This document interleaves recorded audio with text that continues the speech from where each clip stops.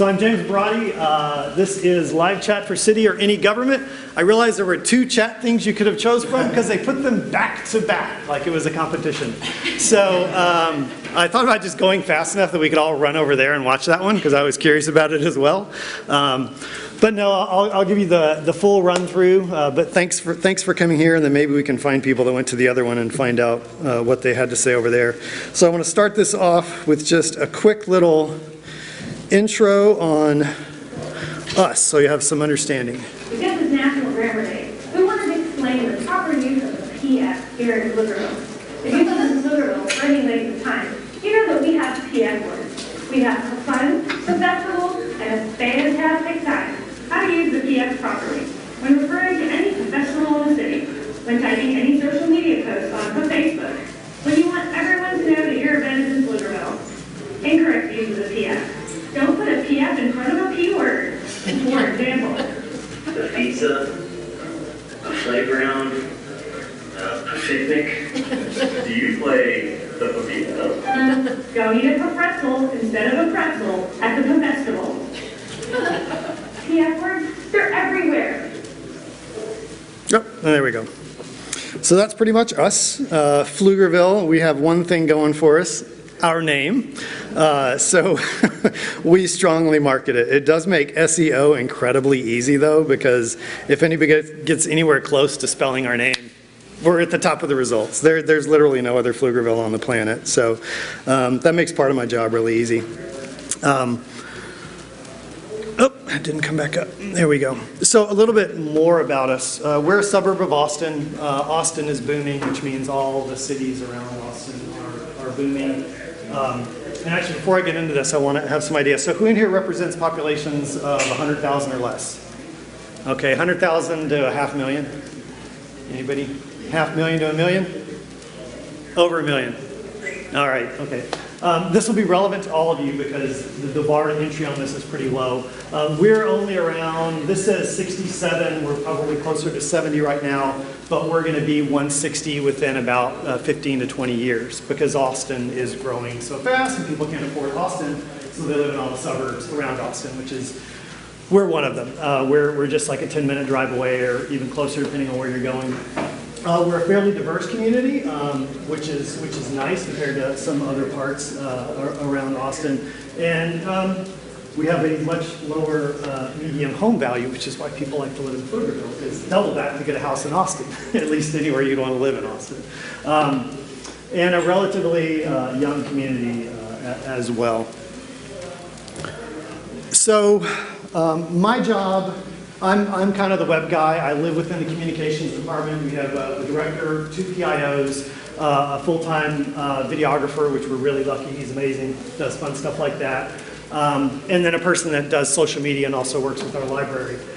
And so when I'm not doing web, I'm looking for other ways to integrate technology in with the city. So this morning I thought I should do a presentation on Slack, because that's something we've added for citywide internal communication is Slack. Love that tool. Well, this is one of the things that I brought up. I said we could do live web chat. It's basically, I just look at it as another method of communication. So what am I saying when I say live chat? I mean a web-based text chat with a real person in real time, okay? Texting, obviously, pretty much everybody texts. I can say that now. My mom's in her 70s. She texts like crazy. So if she's texts, everyone texts. It's kind of normal method of communication. And there's actually a number of companies where if you want to talk to them, that is going to be the chief way. Who's ever tried to return something to Amazon? First thing they have is chat with us. Like it is the default way to try and get in touch with a person at major companies. So so there's some research out there that says a younger generation actually prefers chat over on the phone. I'm not citing anybody because I don't really like the research I found. I think this is more kind of by intuition. But I think just texting has made chat kind of almost a second nature type thing. So this is just one of our Parks and Recreation pages, and the way we have it implemented is it's just a little widget that pops up when you come to a page. I'm sure you guys see this all over the place now because a lot of businesses do it. I have not found a lot of city governments that are doing it, or county, or any government level that's really doing it. But it pops up, it's unintrusive. If you don't want it, you can just kind of splash it out of the way. But that's how it looks on our website. So, and if you have questions, just speak up. Even though I am from Texas, I do talk pretty quick, so I can slow down and answer questions. So to chat or not to chat, some of the advantages right off the bat, it's very similar to texting, which we've all really gotten used to. For the person that is answering the chat, you actually have time to look up your answers, as opposed to being on the phone. The wait is somewhat different when somebody is chatting with you because they probably can do something else, whereas you have time to actually look up an answer because 98% of the things people ask for are actually on the website. So they're generally, all my chat people are like, they just type in the search bar what they're looking for, they find the answer, and then they chat it back or they send them a direct link or whatever it is they need to do if they don't know the answer off the top of their head. Both chat participants in pretty much all the products that I looked at, you can send URLs, you can send documents, you can send pictures. This has been big for our utility billing department. Somebody applies for a new account, they include a copy of their driver's license, they can literally take it out, snap a picture of it, and send it that way. Same thing with documents, vice versa. Okay, I want an electric meter, I'm doing a bill. They can send them the particular form if there's a paper form that they want, or they can direct them to a URL that has the actual form. So being in government, it retains an accurate transcript of the support session. So if there's ever any question about what was said or who said what, we have all of that. And we have it pretty much forever as long as we want it. It also allows you to go back and review all these chats, which I'm going to get into in just a little bit. For me, being kind of the metrics nerd, it creates actionable metrics that you can use to improve your website, you can improve your documentation, you can improve your events, your customer service, whatever it is that you're hoping to improve by offering this additional form of communication with your citizens. They pretty much all offer what I call offline email support. So if it's beyond your hours or if no one is logged in, it basically turns the system into, it takes their chat and shoots it off as an email. So those aren't lost. As the person hits submit, it's going to make it to somebody. And then lastly, you can tie a lot of these chat systems into other support systems. So this is just chat, but you could tie it into a ticketing system or to other systems that are available depending on what product you pick. The disadvantages, because there's always disadvantages. It can be perceived as aloof, like, I just want to talk to somebody. Well, there's a phone number on the bottom of every single one of our web pages. Unlike Amazon, this is not your only resort to get to a person. You can always call the city 8 to 5. There's always a phone number. There's always somebody that's going to answer. But if you don't want to call us, if you're on your phone, you just want to do chat, that's available. It could be perceived as less personable. You could have long potential wait times if you get really busy, or you have few support staff dedicated to it, or you just happen to have few support staff logged in. So that could be really annoying if I feel like I'm waiting a long time to get help. It does require a well-trained staff member in a seat at a computer during operating hours. So there actually physically has to be someone there that knows what they're doing that's going to answer these. It's not like the bot next door that will answer no matter what. So there has to be a person that's actually doing this. Missed chats can create a perception of not caring. Like, I came here, your chat thing popped up, I put some stuff in it, and no one's answering. That's not the perception you want. You want to be responsive. So you want to be very careful about that. And of course, it's an added expense. It's one more thing that you have to pay for. And so you have to decide whether that would be worth it for you. All right, chat the features.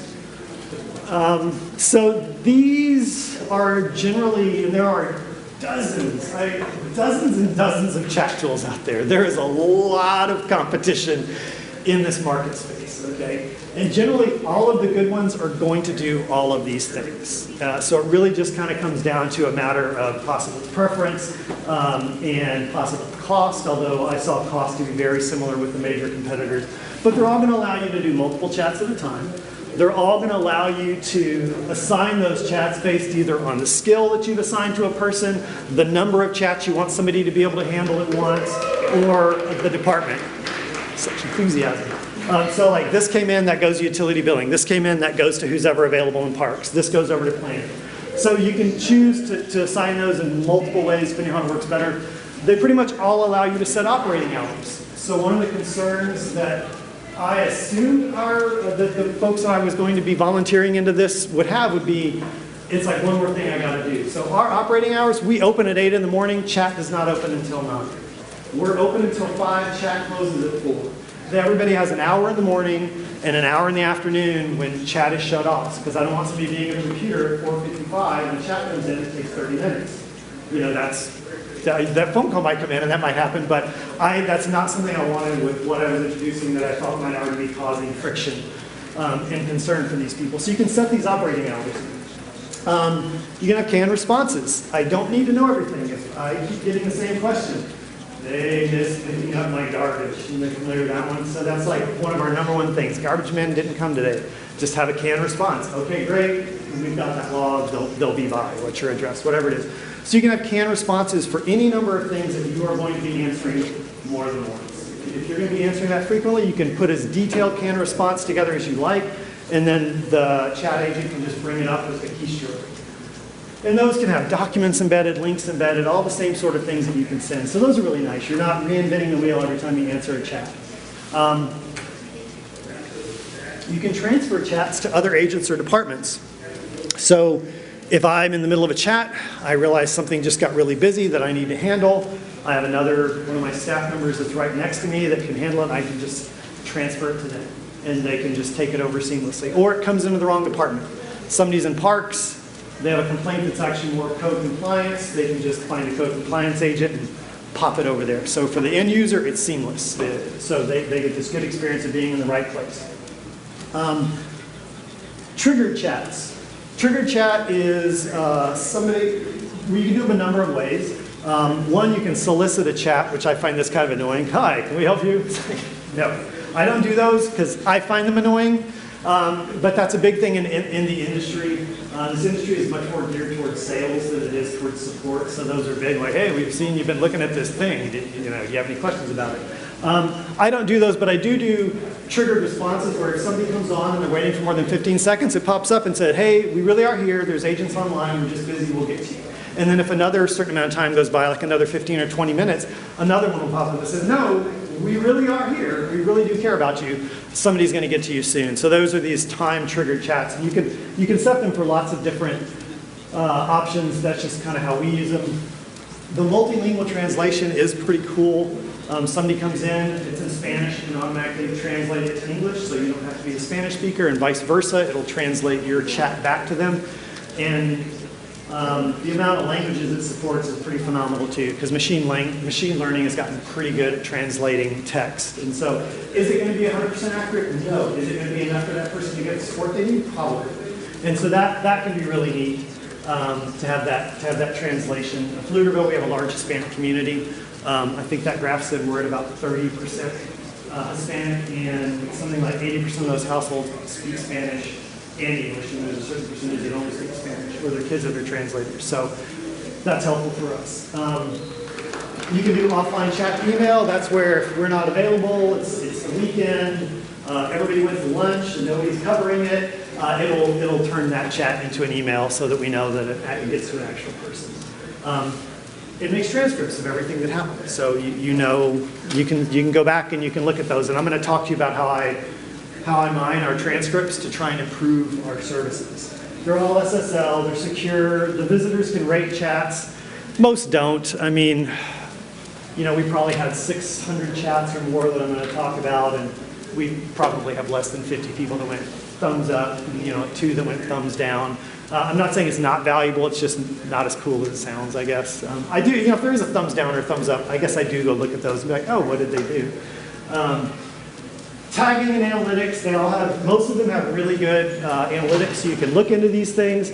Again, those are often designed with sales in mind, and we're not selling anything other than good customer service. And so I don't get caught up in a lot of those analytics. I'll tell you about the ones that I find important to me, but I'm not using them like, oh, you were 3 minutes too slow. You're fine. That's not how I'm using them.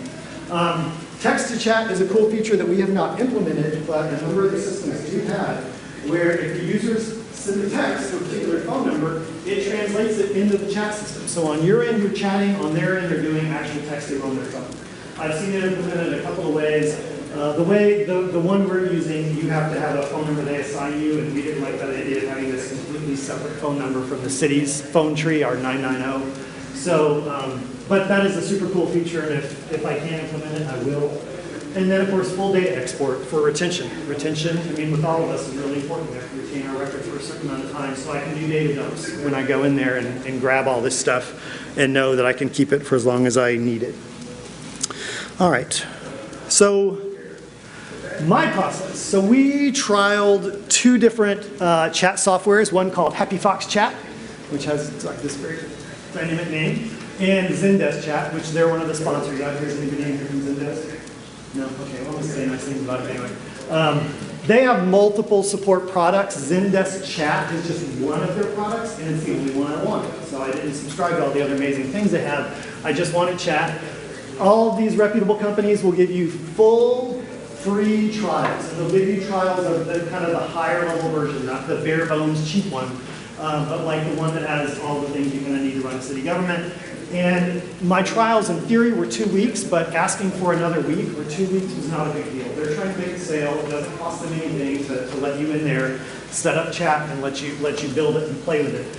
So I think we did about a 2-week chat with Happy Fox Chat, and I think we wound up doing about a 3-week chat with Zendesk. It might have been 3 weeks with each of them. And it's nice because you get to play around, and you get to try it all. Play around in the backside, mess with all these things. So I had 2 groups. This was who we were most concerned with, our utility billing group. We provide sewer, trash, that's where you set your water service, sewer service, trash. We don't do electricity, but those are the main things that you can get through us for our utility billing department. And they're very busy, even in a city just of 70,000, they're very busy. And then library. Our library is very dynamic. It offers tons of programs daily. They're a machine. They're an amazing group of people. So those are my guinea pigs. I did multiple trainings with everyone, and I customized everyone's settings individually. Again, I'm thinking, I mean, if you're the staff member, you're like, cool, another thing I got to do. So I wanted to make this as painless as possible. So I literally went into each group, sat them down, showed them all these little options, and worked through all of them. Like one of these uses sounds to alert you, another one uses pop-ups. So I literally like, do you want it to go through, do you want it to go, you know, and we would go through all that stuff. And then we would do chats with each other, because I had, with utility billing, everyone's in the same room. They literally have a glass wall in front of them, and they deal with the customers and answer the phones and do chat. And so they were all sending chats to each other. We were transferring chats. We were going through all the options. I also worked with them on, at first I went to the website, looked at the things that I knew were content that they got a lot of questions about. How do I set up an account? How do I change my billing? How do I turn off account? How do I transfer account? And I made some pre-canned chats that I thought would help. Someone did pick up my trash. Bulk pickup, that's a huge one. I have a mattress I need to get rid of. So I made pre-canned chats and I showed them how to use them. So I did very individual training with each person, and then we kind of did it as a group. And for these 2 groups, I picked the pages. The way it works is you get a tiny bit of JavaScript, you throw it into the code on your page, and that's what implements the chat to pop up. I selected the pages that chat was going to occur on.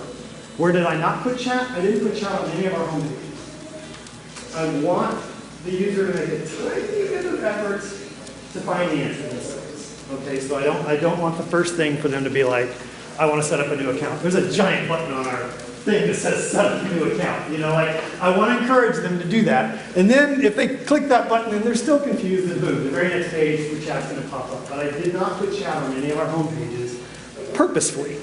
But I would install that JavaScript code, and then we ran our trial.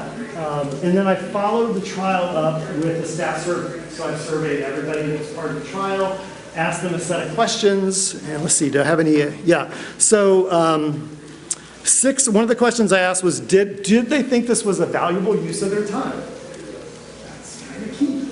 And 6 of the 7 people said yes, they thought chat was a valuable use of their time. And then another question I asked was it useful in answering residents' questions? And 5 of the 7 said yes, and 2 went, I don't know. So that's pretty positive feedback, considering I was I didn't know how to go. So I was very happy that they thought, so I surveyed everybody that took part of the trial. And then I also asked them which did they prefer of these two different systems, because they got to try them both. The major difference between Happy Fox Chat and Zendesk was Happy Fox Chat is a standalone app that you download onto your computer, whereas Zendesk Chat is browser-based. So you literally just bring up another tab in your browser and you log in to a URL. And the preference among the staff was Zendesk Chat, which is funny because I actually like Happy Fox Chat. But I'm not going to do the daily work. So I was like, all right, great, Zendesk Chat it is. Both companies were great to work with as far as the trial goes. Like they were very responsive, very, very good. And they didn't do the typical sales like, yeah, it'll do that. And then you find out it doesn't. They were pretty honest about what it did and didn't do. Can y'all hear me when I walk away from the mic? I realize I'm standing over here a lot. All right. So we picked a product. What did we do for launch preparation? So I trained all the identified staff, okay, just like I had trained them before. I went in and created appropriate pre-canned messages. Now the users, every single user can do this as well. This is an option I can flip on for anybody. So they can create their own pre-canned messages, or I can support them and say, if you would like me to put them in, just let me know. But it's something we can both do. And then I can also, you can make those messages to where only a certain group would see certain messages. The parks people don't need to see the utility billing messages. The utility billing people don't. And then there's generic ones that I want everybody to have. Thanks, is there anything else we can do for you? You know, that just, so you have this consistency. So I created these shortcuts. Created these timed automatic rescue replies, which I talked to you about already, which lets the user know, hey, we really are still here. And what that does, though, is it takes the pressure off that staff member to answer immediately. You know, it's like, I'm in the middle of something. That's cool. I get it. You're in the middle of something. Let the system do its thing and tell them that you're still there. You need a few more seconds? That's fine. You need a half a minute? That's fine. So it takes some of that pressure off about, oh my God, it's another thing I have to do. We selected the pages that I added chat to, and I would often go back and forth with them on the ones that they thought were valuable and the ones that I thought were valuable. Judgment call there.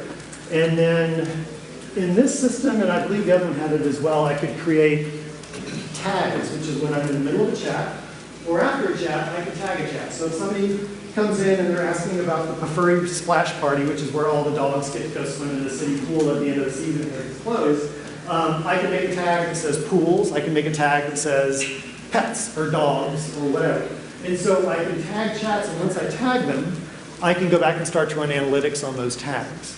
And so I just built a bunch of tags, and then I continue to add tags and remove tags as we get more data in. And again, those can be added real time, or they can be added after the fact when you're looking at the transcript. And then this is who we used it. So our utility billing is our big department. They actually have 5 licenses, so there's 5 bodies and seats that have access to chat over there. Although one of them is their supervisor, and I don't think she actually uses it, but she wanted it. It was like, here you can, you know, you want it, you got your license, but she's not one of the people that you're going to get. Library had 3 licenses, Parks and Recreation had 2 licenses, Public Works had 2, and Development Services had 3 people. And so these licenses are tied to an email address. So if you want more than one person to use that license, you're going to have to use a generic email address. And that's something Parks did. Parks has multiple people that work their front desk. That's who they wanted to be their chat person. So they have a chat. They have an email address that's parks@liberaltx.gov. They share that account. Whoever's sitting at that desk logs in as Parks. But then a lot of the other accounts, like all of utility billings, those are tied directly to individual staff members. So each person has their own. Dulcie has her own. This person has their own. Patricia has her own. So those licenses are generally tied to an individual email account. Any questions about any of that? Costs. Generally, most of these products come in at $29 a user per month. Okay, that's their, and there's, when you go into these, you'll see there's multiple levels. But to have things like being able to download your transcripts and some of these bells and whistles that I think make them most useful, you're going to be right at this $29, $30 a user. Generally, they all also have government or nonprofit discounts, so immediately that knocks the price down 30%. So for us, that came out to $24.50 per user per month. It's an annual fee, so $294 per user per year. So Less than $1 a day? Yeah. Do they put a cap on how many chats you can do back and forth? Nope. Nope. As many as you can handle. Okay. Yeah. And so for us, for 16 users, that was just under $5,000. And if I wanted to make that cheaper, I would kick off like the utility billing admin that doesn't actually do chats. She just wants to have the staff. You know, so it's like if I'm trying to save $300, I can point at that. Be like, there, it's $300. Either that or you start doing chats. And I'm pretty sure she'd be like, no, no, take my license. I don't want to do chats. So, and these numbers I think are pretty solid. You're going to see things. Now, if you start, like with Zendesk, of course, they have other products like ticket managing. So if you start bundling things with that, I'm sure those numbers will change. But that is very common. That was pretty much the same numbers for Happy Fox Chat. And and I looked at other products. I only trial two, but those numbers are very, very similar from what I've seen. So $1 a day, $1 a person a day. I mean, less than that actually.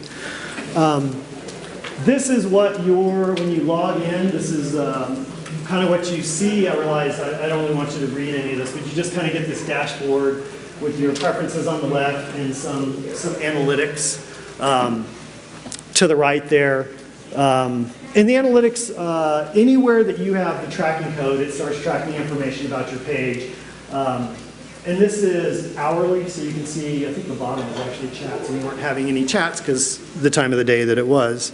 So the analytics are built into the JavaScript? The analytics are built into the JavaScript. So just once the code Yep, and it starts to grab all that. It starts to grab visit, because again, this is heavily used with e-commerce products, so it'll show you live visits to pages. There's 3 people on this page now. I mean, I guess if you're Amazon, it's like there's 48,000 people on this page now. So for us, it's a lot less like, wow.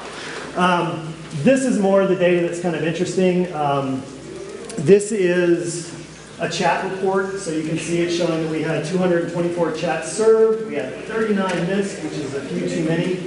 And then I have this ability to also graph some data on top of it. So the line graph was the chat duration. So you can see we average a chat duration of 7 minutes and 33 seconds, but it is kind of all over the place. And then there's other data available, like you can do reports that drill down by a particular agent, by a department. I want to see how library is performing. I want to see how utility billing is performing. And you can choose like response time, chat durations, satisfaction, wait time served, wait times when they abandon, when you miss the chat. So there's a lot of interesting information there. This is the bottom of that page. You'll see the satisfaction level. So we've had, over the course of, I think that was about 3 months, it was showing you there were actually 30 people that went, yeah, good job. And then 2 that said, no, I didn't like what I got, as far as the chat goes. And then here's our response times, and you can see most of our are greater than a minute. And then there's other options that would be available there, like chat duration, wait time served, wait time missed. So our response times are a little slow, and that's something we'd like to improve, but if the quality of the chat is good, I'm not so concerned about that. It's kind of that if I get the information I'm looking for, the wait didn't seem so bad. This is a graph I put together myself. So this was our trial period, December, January, and part of February, and then we officially launched in February. And I rolled it out to, so initially it was utility billing and library, and then quickly rolled it out to parks, and then public works, public works, and then our planning department. And so you can see it's kind of steadily scaled up. I had some issues getting my planning department to embrace it. I trained them and then let them go for a couple of weeks, then tuned in. I was like, and no one is logging in. So I had to kind of send that nastygram that's like, hey, you guys have access to this now. Do you need help? CC the boss. And it's like, oh, we didn't know you had to log in. Okay, whatever. So they are using it, but they definitely hurt my analytics. Utility billing, I mean, like in a short period, I mean, I'm sure these numbers are tiny compared to some of the volumes you guys would do, but utility billing is where most of our questions are coming from, about half, and then a lot of parks and recreation, because that's summer camps, that's day camps, that's memberships for the gym, you know, we have a senior center, so that's a lot of senior questions. So parks is the other big bulk of it. And then public works gets library gets surprisingly few considering the volume of people that they handle. And I have not dug into that to find out why that is. It might be because their content is so good and they have a massive social media presence. Massive.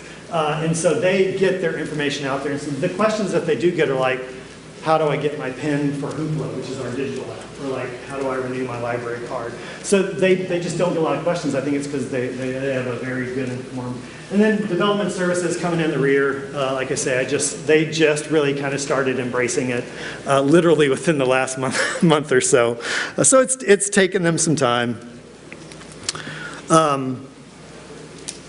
So I talked about tagging. These are tags that I created. So I built these tags within the system. And so I need to work with the agents to start tagging things, but generally I'm doing this tagging. I'm going back and I'm reviewing these transcripts every month or so, or sometimes even more frequently.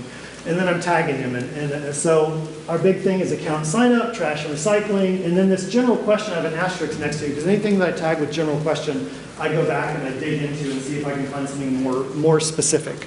But sometimes it is just this wild general question that I know we're probably never going to get again, and so I want to put that in some bucket. Classes, bulk pickups, reservations, swimming pools, camps. We have a lake that a lot of people use, and then it goes down into like some very single-digit stuff. And so as the data goes out, I will probably continue to get rid of some of these that I thought were useful, but it turns out they're not. And then I have others that I know are only going to grow, like code and zoning. And there's a few that are smaller digits than that, like permitting. These sort of things I know are going to grow as that group starts to use the system. But I can go back and be like, why are there so many questions about account sign up? Is it because it's confusing? Is it because somebody ran into a problem? I know just by reading through transcripts, I know a lot of it is people say, hey, I submitted everything, what's next? Like they're literally, they just like, so at some point there was a piece of communication that says, great, we got everything, you'll hear from us in 3 to 5 days or whatever. They're either not getting that or they're not reading that. And so that's how I'm using this data. Like, is there something happening here that we're getting so many questions about that? Are we not being clear? Are we not promoting our classes enough on social media? Are the payment options confusing? Why is everybody so concerned about bulk pickup? You know, like why is that so hard? So that's all. There's no like limitation for reasons in the letter to get rid of remove tags that are in there, even if they're low performing. Because you could have a new program or something, and that causes an issue, and then that tag spikes. Yeah, since tags are personal, it really comes down to, I think, your personal preference on it. Like, I realized I had some tags that I created originally. We had 2 different reservation systems. We had people that wanted to reserve rooms in the library, and we had people that wanted to reserve parks. And each system refers to itself something differently, even though they both are reservations. And so in my mind, when I originally set up tags, I was like, oh, I got this library thing, and I got this parks thing. And I'm like, they're both just reservations, you know. Like, so I wound up combining some tags in my head after kind of looking at the data for a while. So yeah, it's really just personal preference how long you want that list to get. Yes. What are long lists? I just thought that was a tag. Oh, that is our. We offer free. Well, not free. We offer chipping as part of our thing. So if you have limbs that you want to put out to the curb, the chipper guy will come by and chip them into the chipping truck, and that's a big deal for people too. It's funny, that's perennially come up because people are like, what is chipping? I was like, can we call it anything else? But it's an argument I have not won yet. Again, I don't expect you to read this, but this would be the chat transcript page. You can see even in just our brief time, we've got 27 pages of these. Shows the person that came in, the agent that handled it, the time, if they gave it a rating. You can see there's no rating here. If there were, it would be a thumbs up or thumbs down, very narrow. The department, and then a great part of the message. And then if you click on these, you'll get a lot more detailed information about, you'll get the full transcript and additional information about what's going on there. And so, yeah, so I dig through that quite a bit. So I highly recommend, if you do this, that you take advantage of having those chats in front of you, and that you should basically be reviewing them for quality. You know, you want people giving consistent answers. You want them being the correct answer. What you don't want to find, which I found in a few cases, is somebody will contact, let's say, Public Works. We have a recycling center, and we have curbside recycling. Okay, so somebody will contact Public Works, who runs our recycling center, and say, hey, no one picked up my recycling. And they'll be like, that's utility billing in chat. Okay, that was really bad. Like, so that's why I go back and say, hey, do you remember that you can transfer checks? So the next time somebody said, and you don't give them a number, like call them, but I'm like, you have them right there. Like, no, you should have been like, okay, great, let me transfer you to utility billing. You know, so that, even just so catching those things like that, those quality type answers, making sure that everybody's actually providing a really good customer experience. I had somebody that was upset about a particular zoning issue, and the agent that was helping them, they wanted her name. You know, they wanted, can I get your name? And she basically refused to give her name. And so that brought up an issue that hadn't been addressed, which is what is our policy on this? If they called on the phone, would she have to have given her name? If they walked up to the counter, they would have seen her name on a placard. So those are the things that like brings up bigger policy issues, like has our city even thought of? And so that one got a thumbs down because the person asked multiple times, I'd like to have your name, so when I talk to the next person that I'm going to go complain to about this, I can tell them that I spoke with you, know. And so that's another reason to review, to just make sure you're handling these things and that you do have policies in place. Praise the positive. We have some people that are just incredibly, just really good at this. And so they'll consistently get kind of these thumbs up. And users can leave comments too as well. And so let them know that you're seeing them and that you appreciate that work. And let their supervisor know so that they know this isn't a waste of time and they're actually making a positive experience. And then, of course, address and improve the negative. Like the one I mentioned earlier where they were just like, nope, not us, here's a phone number. Transfer, utility billing, and then, you know, positive, seamless, beautiful experience instead of great, you know, city government, transfer me around, can't answer my question. So just some additional thoughts. I did have support of management. We had a new city manager. I've run customer support and training teams in the past, so I'm all about customer support and communications. This is one of the tools I'd used previously at Texas State University. And so, you know, they said, great, try it out.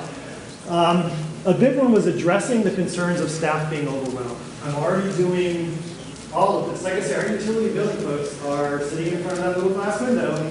They are taking walk-ups. They are taking phone calls. They are taking email. They are taking email applications, because they still do that. They are answering the forms that I have been using online, digital forms. And so now there's this one more thing where chats are going to pop up on my screen. And so showing them these things like, okay, if you do this, you can transfer it. If you need to log out, you can log out. Somebody else can pick that up. There's these rescue things. If you're busy, let the computer do its thing and say, hey, we're here. I got this question of, well, when am I supposed to answer a chat? And I'm like, well, if somebody walks up to you, would you ignore them? No, you probably answer their question. If your phone rings, you're going to pick it up. Okay, so I would just say kind of that in priority. If you have a person in front of you, obviously you're going to do it with them. If your phone rings, you're going to pick the phone up. And then the next thing you probably do is chat, and then the next thing you probably do is email. And so so that's a big one, is dealing with this anxiety of how it's going to be. I think almost everyone that has come into it, it has not been, like they anticipated it at worst being bad and at best being whatever. And I think most of them are like, oh, this is okay. Because even though it's real time, it's not instantaneous. I can look up an answer. I can find a proper form. Half the time the person goes away for a little while. They send you a message and then they're doing something and then you reply. And then 30 seconds later they reply. So it's not this crazy immediacy. It's certainly less immediate than a phone or a person standing in front of you looking for an answer. Use your data to make improvements. I mean, that's kind of the whole purpose of this is, you know, improving the systems that you have available. And I would say do not get caught up in the length of a chat. If it takes 15 minutes of chat, that's probably maybe 60 actual seconds potentially. I mean, maybe it's more, but the actual chatting part of that is probably a small fraction of that overall chat. Again, because it doesn't have that immediacy. I can go do something else. This works really well on mobile too. So actually a lot of the chats we get are coming in on mobile. And so God knows what people are doing on their phone while they're also having that chat with us. You know, they're toggling back and forth from whatever other things it is that they need to do. So I don't get caught up on length of chats. I am starting to push back on making sure we don't miss chats. We're missing about 1 out of every 5 overall.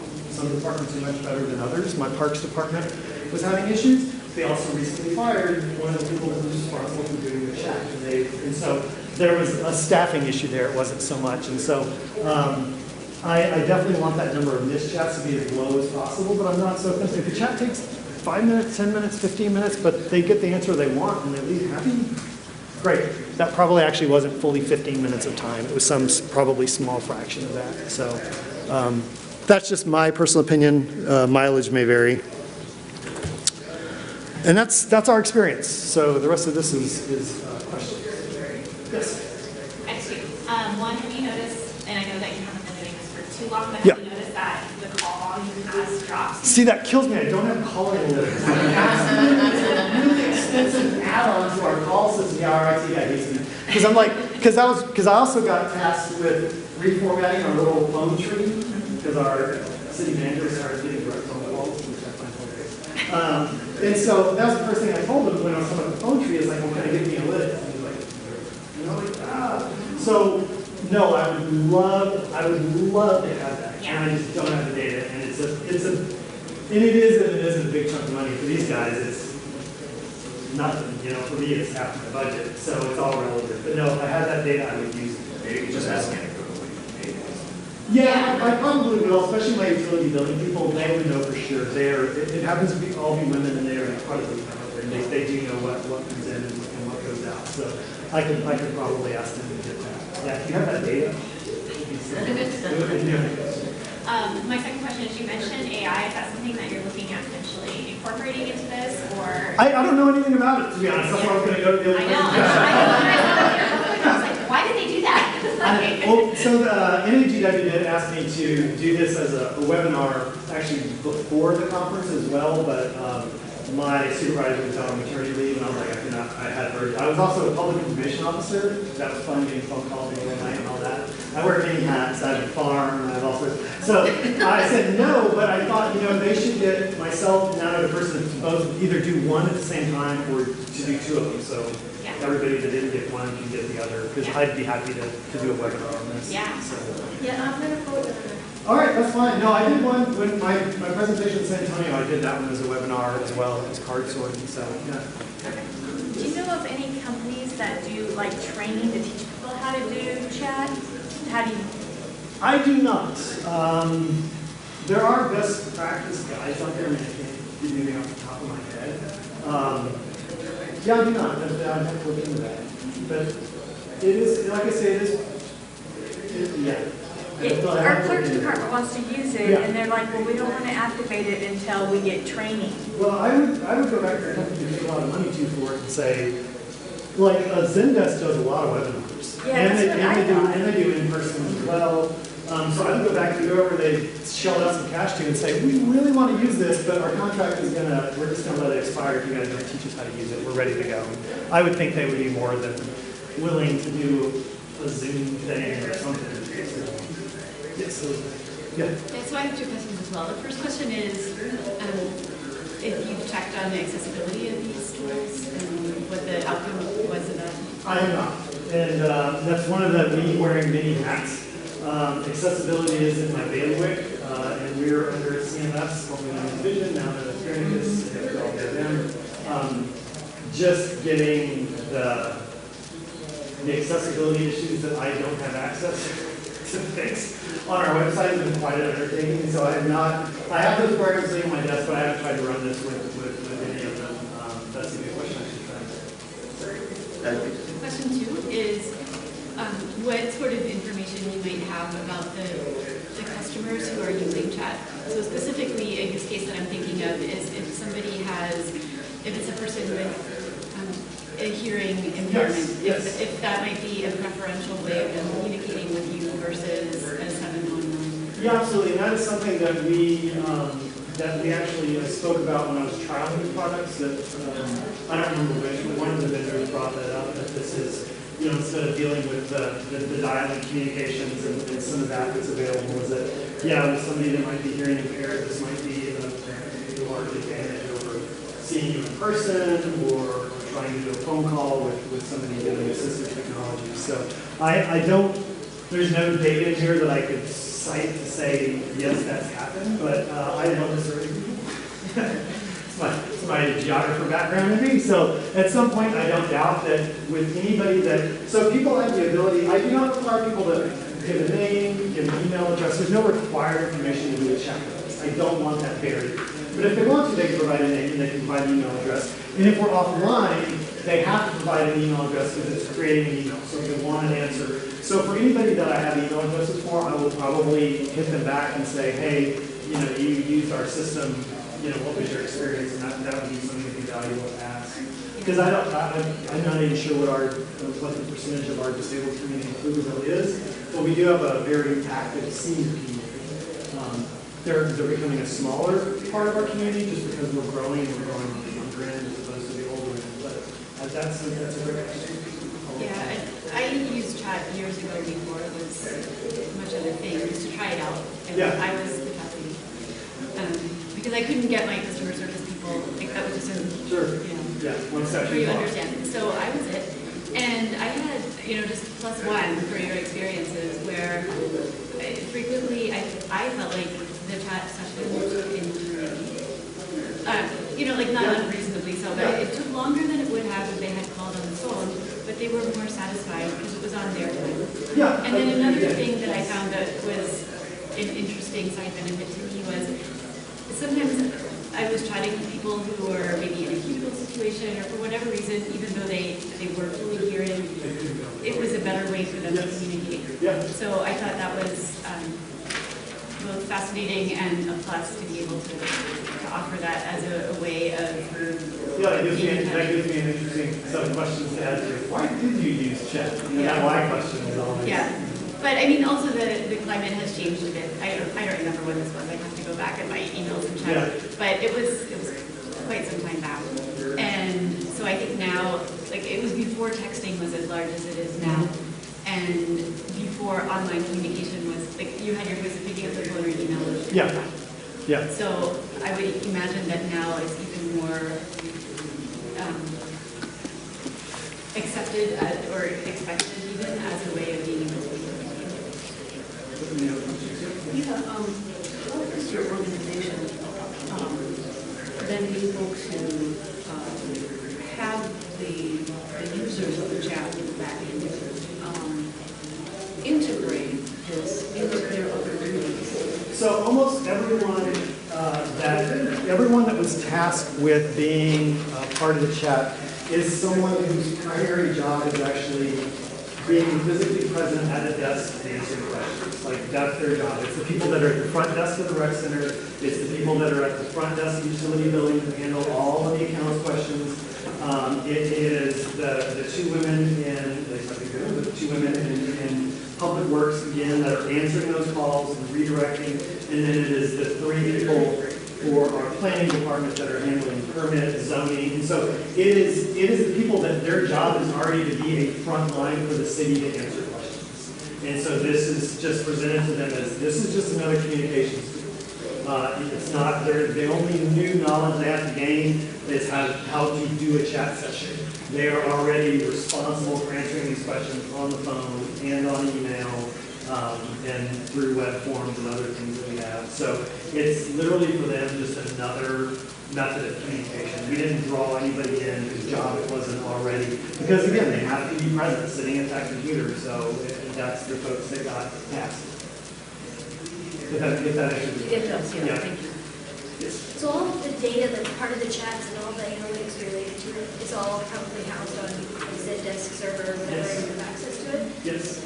Do you have to, is there anything you have to retain, like records-wise? I'm retaining all, so I'm downloading all the chats with it, all the transcripts, and it has a slew of data that comes with it. It's a CSV file, so you can just pop it up in Excel or something. And I'm retaining that as far as the Texas public retention records, as far as communicating with an individual, which I think for us is like, for this kind of general question, is like 2 years. And so I'm doing a download, and we'll keep it for that time, and when that time is up, I'll do I destroy this record and delete it. So it's just another process. So yeah, and that's one of the reasons for the level of access that I have with these companies, which is about at this $30 level, which is where you can go in and download all of this data. So I'm not relying on their servers and their infrastructure and them staying in business, so that I have all that data available. Plus the data nerd, so I want it. If I can get it, I want it. Maybe I'll find something useful. Anything else? Wondering about privacy concerns, like people divulging personal information, personally identified information, and it's SSL. So the only thing that the system automatically removes is it will hash out, if anybody drops their credit card information, it will hash that out immediately. Any of that other type of information, it would be up to us to decide if there's anything that we would not want to see. Now that being said, when you sign up for a utility billing account, you're doing everything except your firstborn. I mean, you know, they're getting copies of your driver's license and all this other stuff. So the data, as far as what I've seen in there, is the same data that we're gathering if you're going to sign your kid up for a swim lesson or all these other type of things. So what kind of data were you thinking about that you wouldn't want to know? You know, yeah, those are things. I mean, we would just treat those as we would all the other data, but you know, like the same sort of privacy and data protection that we would put on any of the data that we're retaining. Like it is SSL, so I'm not worried about anything happening between here and there. And my individual chat agents aren't downloading that data. I'm the only one downloading it. So if there is a breach, it would be on my computer, and I would be the one that be called. Yeah, and so I mean, part of that is would you anticipate, like, none of this chat system's not tied into police. That's not the sort of way we want. We have enough problems with people thinking Facebook is a proper way to contact our police department. So I don't want, So I don't want this to be like, help someone breaking into my house. And it sounds silly, but I guarantee you over the course of a few years, that would happen. My car is being stolen or something. So we don't have it in place. Just not having it in places where I would be afraid I would get data that I don't want, that's one way to just prevent that. Police will never be doing chat because, like I said, I have enough trouble just convincing people Facebook is not the proper way to contact us when your whatever gets stolen. So. Try to relax at that, man. That's so common. That's why we're laughing. It is no problem. Yeah, thank God. No. Anything else? Thank you all for coming. If you have any questions, feel free to reach out anytime.